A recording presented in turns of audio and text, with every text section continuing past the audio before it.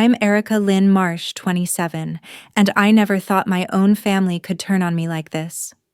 It was a stifling summer night in Mobile, Alabama, the air thick with tension at our family dinner table. My fork scraped against the plate as Mom's voice sliced through the silence. "This isn't your home anymore.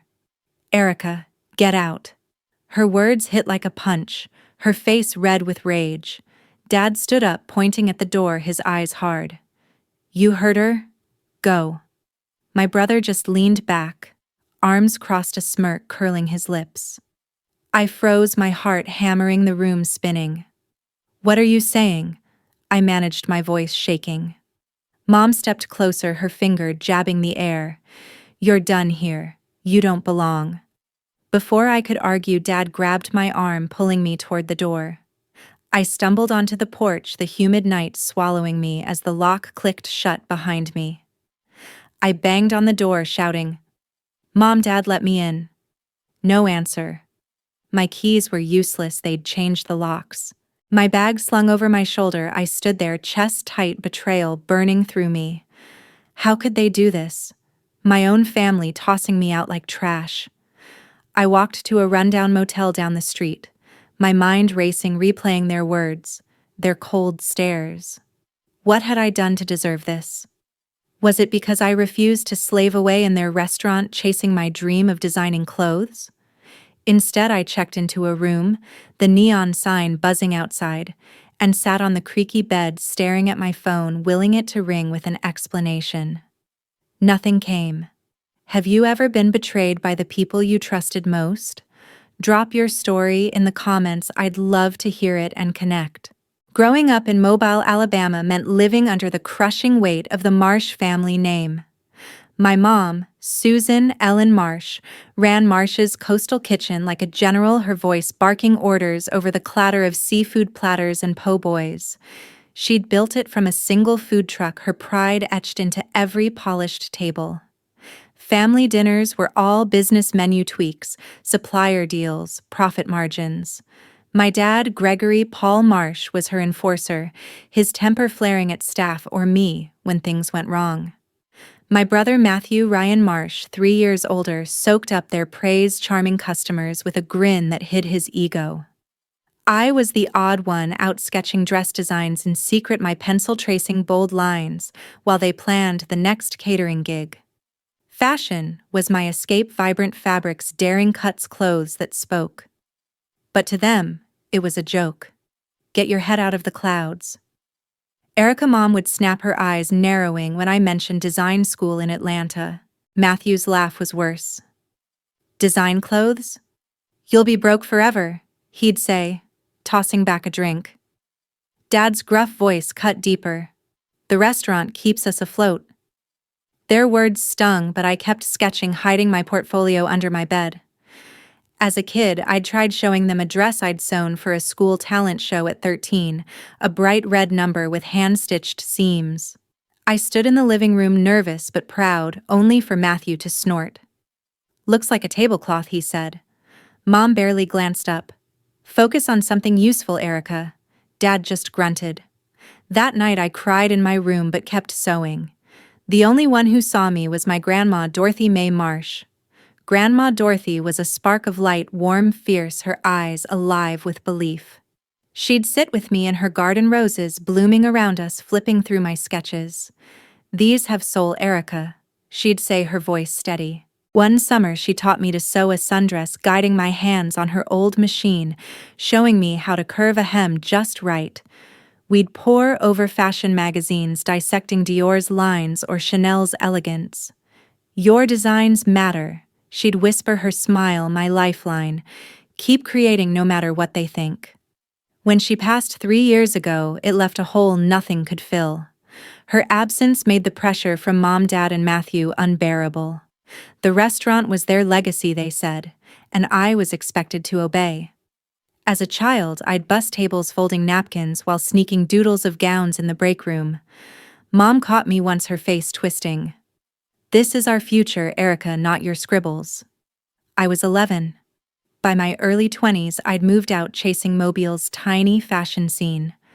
I landed a gig assisting a local designer stitching samples, pitching ideas. Last year, I sent a collection to a boutique in Birmingham, flowing dresses, sharp jackets. The rejection email crushed me. Not our vision. Their laughter at home hurt worse. Told you, Matthew said, pouring a drink. Mom's smirk said enough. I moved back home 6 months ago, broke, my confidence shattered. Their smug look screamed failure. Living with them was suffocating. Mom pushed me to manage the restaurant's front of house. You could shine here, Erica, she'd say, her tone a command. Matthew sneered. She'd mess it up, Mom. Stick to what works. Dad grunted, eyes on his phone. I tried designing at night, sketching by lamplight, but their voices bled through the walls. Supplier calls, Matthew's boasts, Mom's plans. I felt like a stranger. My dreams a secret I guarded. Grandma Dorothy's words kept me afloat. She'd left me her sewing machine, a clunky antique I cherished. I'd trace its stitches, hearing her, a good design needs heart, Erica. Don't let them steal it. One night I found an old note from her in the machine's case, her cursive bold, your fire is enough. It was my anchor. But Mom's demands grew heavier. She'd storm into my room, tossing menus on my desk. Study these. Be useful. I'd nod, my mind on fabric swatches and runways. Matthew's taunts sharpened. Still playing dress up, he'd say, leaning against my door. Grow up, Erica. Doubt crept in. Maybe they were right. Maybe my designs were childish. But every time I closed my eyes, I saw Grandma Dorothy's garden, her voice urging me to fight. She'd believed in me when no one else did, and that belief was all I had left. Moving back to Mobile, Alabama after my Birmingham rejection felt like stepping into a cage. Mom handed me a server's apron for Marsh's coastal kitchen, her eyes daring me to resist. You're done chasing fantasies, Erica, she said, her voice cold as the restaurant's steel counters. Dad's temper flared at every mistake. You call that service, he'd yell, slamming a tray when I mixed up an order, his face red. Matthew smirked from the bar, tossing out, She's useless, Dad. I swallowed my pride, needing a roof, but each day tightened the bars around me. The restaurant swallowed everything, late nights, prepping menus, mornings with suppliers. During a chaotic dinner rush, I spilled a tray of shrimp platters, the crash drawing every eye. Dad's shout echoed over the din. Get it together, Erica. I apologized. My face burning, but Matthew's laugh cut deeper. I sketched designs during breaks, hiding my notebook behind menus, but Mom's shadow loomed. She snatched my sketches once, tearing a page. Focus on customers, she hissed. My chest burned, but I stayed silent. At night, I'd lock my door, sewing fabric scraps into prototypes, dreaming of runways while their voices carried Dad's grumbling, Matthew's boasts about a new catering deal. I entered a local design contest, a small mobile showcase, spending weeks on a bold jacket with sharp lines. I told Mom, hoping for a shred of support. You're wasting time, she snapped, tossing the entry form aside. I fished it out, my hands shaking, and submitted it anyway. The rejection stung, too avant-garde. Mom's words echoed. This isn't a game, Erica. Matthew didn't let it slide. He barged into my room, eyeing my sewing machine. Still playing designer, he taunted. You're embarrassing us. Dad stayed silent, his grunts louder than words. Just try, Erica, he muttered once, avoiding my eyes. The restaurant matters. I poured my frustration into a dress inspired by Grandma Dorothy's garden, flowing vibrant. It felt like defiance. I called Lisa, my design school friend, late one night, my voice breaking. I'm drowning here. I told her, spilling my fears about losing my dreams. She listened, her voice steady. Your designs are you, Erica. Don't let them win. Her words were a lifeline, but the rejections kept coming. I sent sketches to Atlanta boutiques, each no a punch. One evening, I overheard Mom and Dad planning a restaurant expansion, their voices sharp with ambition. Erica needs to step up, Dad said, his tone final. Matthew chimed in. She's dead weight, always has been. My stomach twisted. I was a burden. I sat at my desk staring at a half-finished pattern for a jacket, its lines sharp and bold. Something Grandma Dorothy would have loved. I wanted to be that woman, fearless, but I wasn't there. The tension built like a storm. Mom caught me sketching during a slow shift, her fury exploding. "This is a business, Erica, not your playground," she hissed, tossing my notebook into the trash. I retrieved it, my hands trembling, my voice unsteady. "This is who I am, Mom." She laughed, cold and sharp. "Who you are doesn't pay the bills." Matthew leaned against the counter, smirking. "Give it up, Erica. You're not cut out for it." I turned to Dad, desperate. "Dad, I'm trying. Why can't you back me?" He shook his head, walking away. I felt the walls closing and my dreams fading. Lisa called again, urging me to keep going. "You're stronger than their doubts," she said, echoing Grandma Dorothy. I clung to that, sketching late into the night, but the pressure was relentless. Mom scheduled me for double shifts, leaving no time to create. "You're not pulling your weight." She'd snap when I missed an order, her gaze accusing. Matthew's jabs grew sharper. "Maybe if you worked harder, you'd matter." I wanted to scream, but I retreated to my room, stitching furiously, my hands trembling. The storm was about to break, and I could feel it coming. The night before that fateful dinner, I caught Matthew rifling through my room, flipping through my sketchbook with a sneer. "This junk's why you're failing," he said, tossing it on my bed. I shoved it under my pillow, my heart pounding, but his words lingered. By the time we sat down in our Mobile, Alabama dining room, the air was thick, the clink of forks barely masking the tension. I faced Mom, Dad, and Matthew. My stomach knotted, bracing for another fight. Mom broke the silence, her voice like a blade. "Erica, we're done with your excuses. Join the restaurant for good." I gripped my glass, my pulse racing. "I'm not giving up my designs, Mom," I said, my voice steady despite the fear. Dad slammed the table, his eyes blazing. "Love doesn't keep this family afloat, Erica. The restaurant does." Matthew laughed, leaning back. "Face it, you're a failure at this fashion nonsense." His words sliced, but I fired back. "At least I'm not your puppet, Matthew." Mom stood, her chair scraping. "This is your home, Erica, but only if you're a part of this family. Choose your sketches and you're out." My breath caught. "You can't mean that," I said, trembling. Dad pointed to the door. "Out. Now." Matthew smirked, arms crossed. I turned to Mom, pleading. "Mom, I'm building something." She turned away, her face stone cold. "You're no daughter of mine." My legs shook as I grabbed my bag, Dad's hand on my arm, pulling me outside. The humid air hit me as the door slammed, the lock clicking. They'd changed it. I pounded on it, shouting, "Dad, Mom, let me in." Silence. My keys were useless. Betrayal burned through me, their rejection a weight I couldn't shake. I walked to a cheap motel, its neon sign flickering, and checked into a room with a sagging bed. My phone stayed silent. No calls, no texts. I called Lisa, my voice breaking, but her line went to voicemail. "I don't know what to do." I said the words heavy. Alone, I scrolled through my bank app, my hands shaking, and saw it. My emergency savings account shared with Matthew was empty. $2,000 gone. I called the bank, my voice tight. "Withdrawn yesterday," the clerk said, by Matthew Ryan Marsh. My brother had taken it all. I left him a voicemail, my voice shaking. "Why, Matthew? That was mine." No response. His smirk flashed in my mind. This was deliberate. I sank onto the bed, my laptop open to a half-finished dress design, the only piece of me left. Grandma Dorothy's words echoed. "Don't let them steal your heart, Erica." I felt like I'd lost everything, home, family, savings. I tried calling Mom, then Dad. Nothing.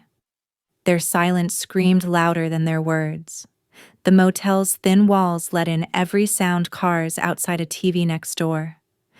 I opened my laptop, staring at a bold gown sketch, its lines fierce. It wasn't enough to fix this. I thought of Grandma Dorothy, her warm smile, her belief in me. She'd said I was stronger than their doubts, but I didn't know how to keep going. Then my phone buzzed a message from Stephen Carl Grant, a lawyer. The subject line stopped me. Dorothy Mae Marsh Trust. My heart skipped. Grandma Dorothy. I opened it, scanning the words. You are entitled to assets under a trust. Contact me urgently. A second email attached a scanned letter from her, longer than I expected, filled with her fierce love. Erica, your designs are your freedom, she wrote. I've seen your mother's control, your father's anger, your brother's greed. This trust to condo funds keeps them from breaking you. Claim it. My hands shook as I dialed Stephen's number. Erica, he said, his voice firm. Your grandmother set up a trust for a condo in Mobile and funds for your fashion career. Your family hid it. I nearly dropped the phone. A condo where I'd been locked out and money for my dreams. There's more, Stephen said. Meet me tomorrow to review the documents. My mind raced. Why had they kept this from me? I lay back staring at the motel ceiling, Grandma Dorothy's letter in my hands. She'd seen their betrayal coming and built this shield.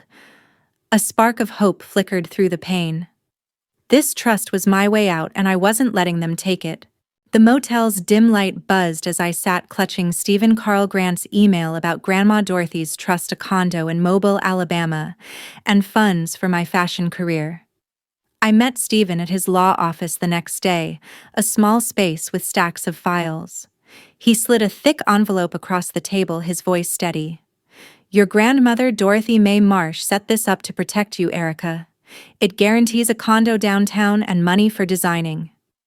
I opened it, my fingers trembling, and found her letter, her cursive bold. My dearest Erica, it began. Your designs are your fire.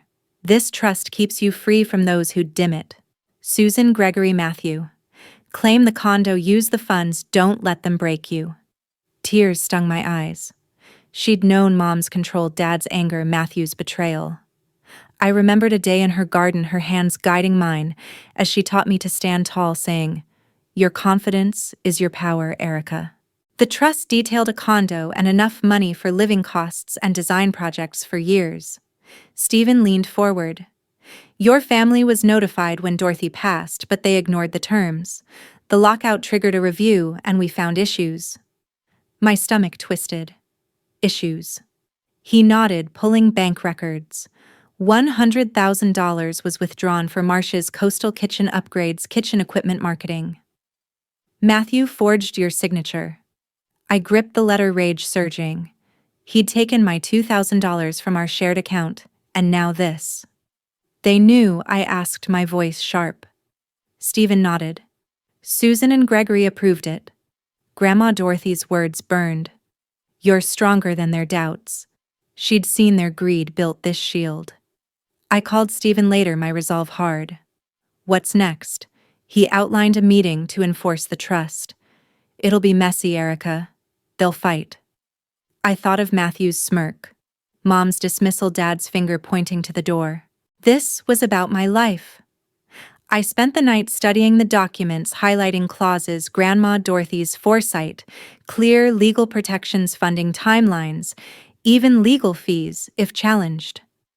Doubt gnawed at me. Facing them would tear open wounds, but I saw Grandma Dorothy's face, her voice urging me to fight. The meeting room felt like a battlefield, fluorescent lights harsh. I sat across from Mom, Dad, and Matthew, their faces defiant yet uneasy.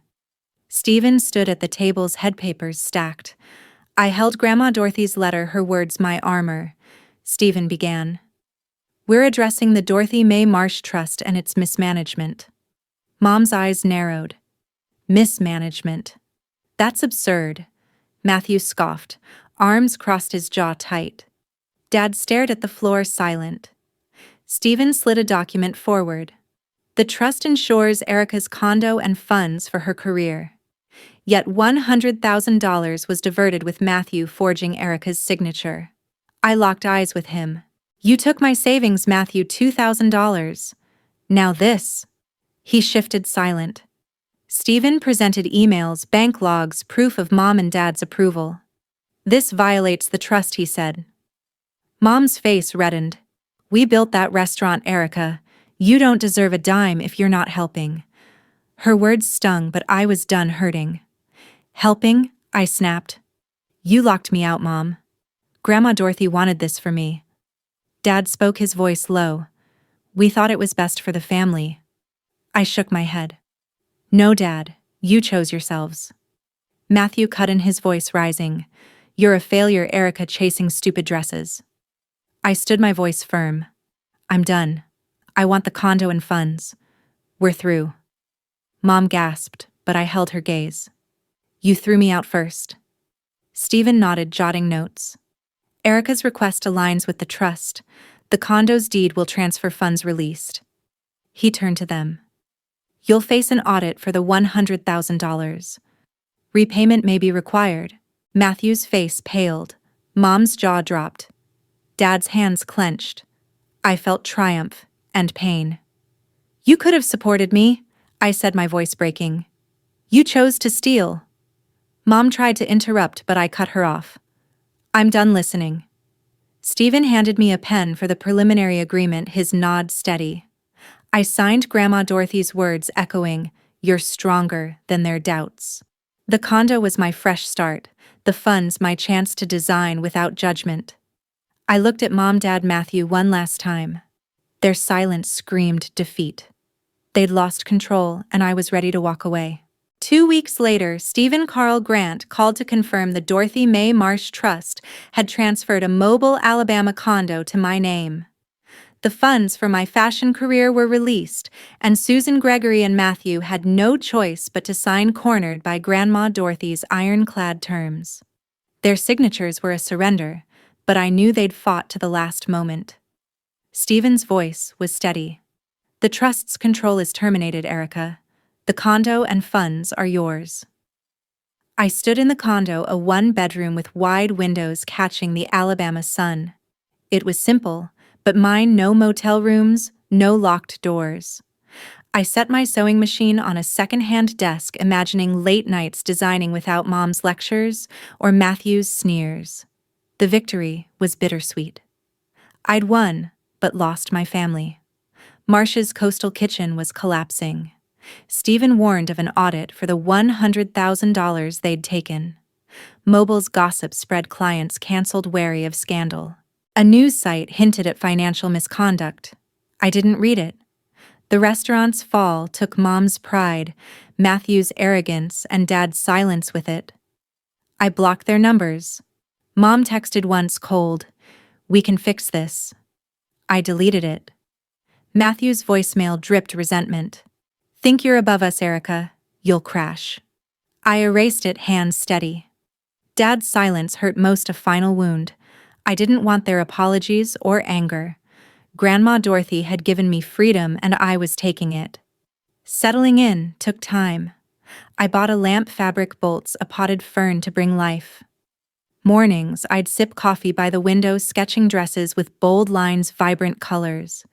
My latest, a gown inspired by Mobile Bay's sunsets, felt like my soul on fabric.